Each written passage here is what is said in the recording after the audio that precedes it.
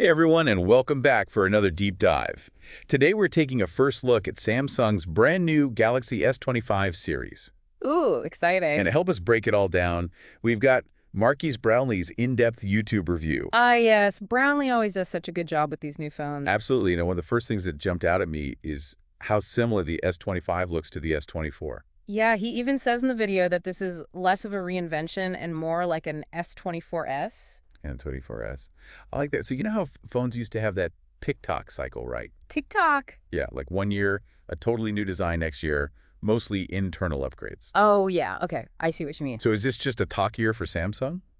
Or are we seeing like a shift in the entire industry? It really makes you think, do we actually need a brand new phone every single year? Good point. All right, so design-wise, what did Brownlee have to say? Well, he noticed a few subtle tweaks, mostly on the S25 Ultra, Ultra. Okay. like slightly squared off edges, Interesting. more prominent camera rings, and just a tiny bit more screen space because of the smaller bezels. I mean, that does make sense. You can only shrink bezels so much before you hit a wall. Yeah, but here's the thing. What's that? Those squared off edges, it's like maybe they're hinting at a bigger design change in the future. Oh, like testing the waters. Exactly. Ooh, I like that theory. Okay, so what about under the hood? Did they just slap in a new chip and call it a day? Well, they did upgrade all three models to the Snapdragon 8 Elite for Galaxy. Okay, so a decent performance boost there. Yeah, and the S25 Ultra also gets a bigger vapor chamber. A vapor chamber. Now, that's not something you hear every day. It's basically like a tiny cooling system. It uses liquid evaporation to dissipate heat. So gamers and heavy multitaskers are going to love that. Oh, for sure. And speaking of heavy duty, use the S25 Ultra also gets the latest Gorilla Glass on the front. Yeah, so it should be a little more durable. Always a good thing. And Brownlee was really excited about the new ultra-wide camera on the Ultra. Oh yeah, what do you say about that? It's a big jump from 12 megapixels to 50. Wow, that's a huge difference. Yeah, so for anyone listening, that means you'll be able to take sharper, more detailed ultra-wide shots. Perfect for landscapes or, big group photos. Exactly, but here's the thing. Oh, what's the catch? A lot of the other specs are basically identical to the S24 series. Really? Like what? Battery size, display, brightness, charging speeds. All pretty much the same. Oh, yeah. So it seems like Samsung is being very strategic with these upgrades. Absolutely. They're focusing on specific areas instead of just trying to win a spec war. And based on what Brownlee was saying, Mm-hmm. I think we know where their real priorities lie. Software and AI. You got it. He spent a lot of time showing off these new features, and some of them are seriously cool. Like what? Well, imagine holding down the power button and it summons this new AI assistant. Oh, I saw that. Yeah, it's like a hybrid of Google's Gemini AI and Samsung's Bixby. Right, so it's combining the power of two AI giants. Yeah, potentially. That could be huge. Imagine asking your phone complex questions and actually getting intelligent responses. That would be a game changer. And then there's this thing called AI Select. AI Select, what's that? So your phone basically understands what's on your screen and suggests actions. Oh, wow. So, like, if you're reading an article, it'll offer to summarize it for you. Exactly. Or if you're watching a video, it might suggest making a GIF. Hmm. The possibilities are pretty wild. Yeah, it's all about making your phone more context aware. So instead of just being a bunch of apps, it becomes like an active partner in how you interact with information. Right. But the big question is, Will people actually use these features? or will they just be gimmicks that we try once and forget about? Yeah, I guess only time will tell how this all plays out in real-world usage. I'm definitely intrigued, though. This AI stuff has a ton of potential. Me too, especially when you consider the fact that these features aren't limited to the S25 series. Wait, what do you mean? Well, Samsung is committed to providing 7 years of software updates for its flagship phones, right? Yeah, so So a lot of these AI-powered features could eventually make their way to older Galaxy devices. that's a fascinating wrinkle. On one hand, it's great for people who own older Galaxy phones because they still get to experience some of this new tech. But on the other hand, it makes you wonder if the S25 is really that much different from its predecessors, Right, it's like Samsung is saying the hardware is great, but the real magic is in the software. which begs the question. Hold that thought. We'll be right back to tackle that very question and dive deeper into what this software-centric approach could mean for the future of smartphones. Okay, so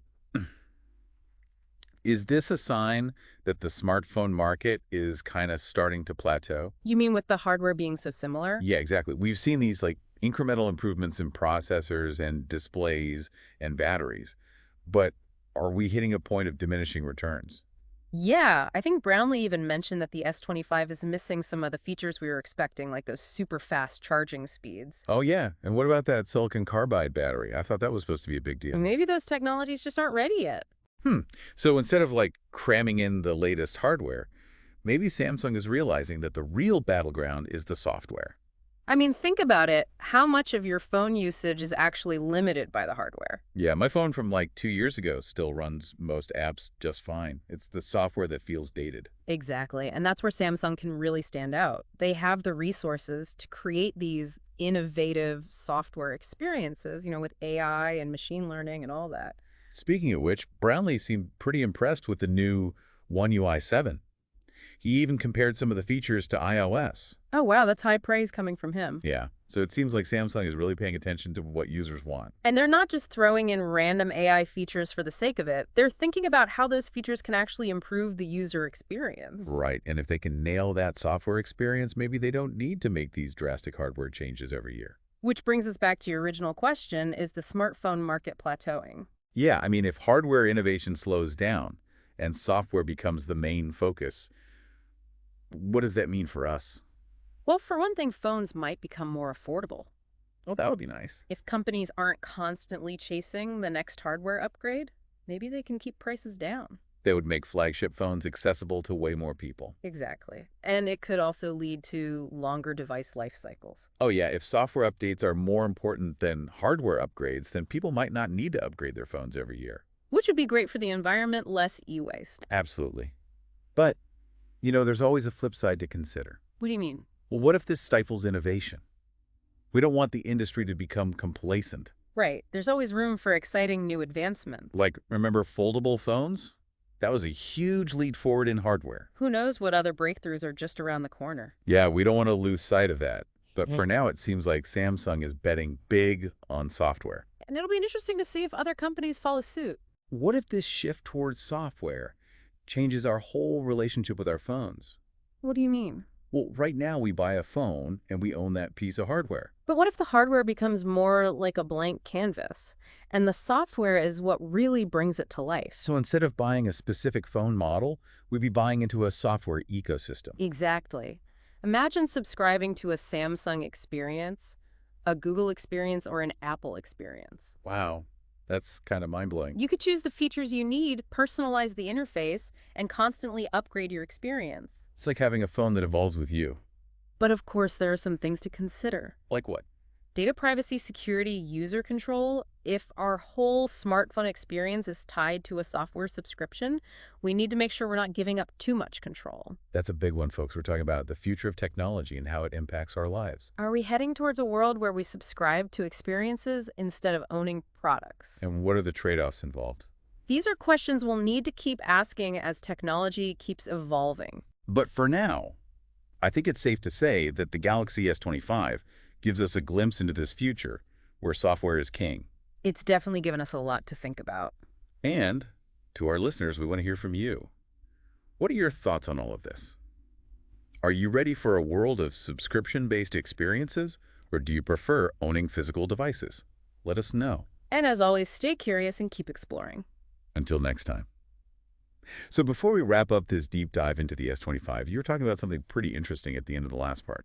Oh yeah, software. Partnership, yeah. Yeah, exactly. Like with the hardware becoming more and more similar every year. Right. It makes you wonder what's next? Like what's the next big thing in smartphones? Okay, so break it down for me and everyone listening. Well, right now when we buy a phone, we're buying a piece of hardware right now. Yeah. But what if the hardware becomes just a platform?